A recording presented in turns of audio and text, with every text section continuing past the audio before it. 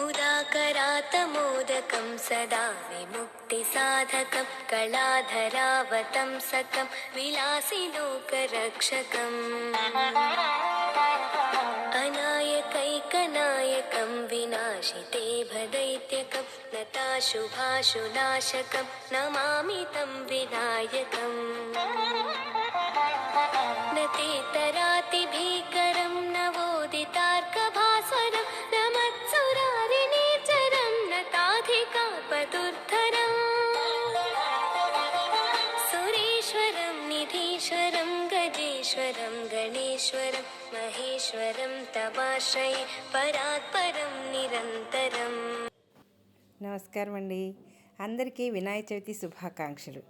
అందరూ కూడా ఆనందంగా ప్రశాంతంగా ఉండాలని కోరుకుంటున్నాను. జై గణేశ, జై జై గణేశ.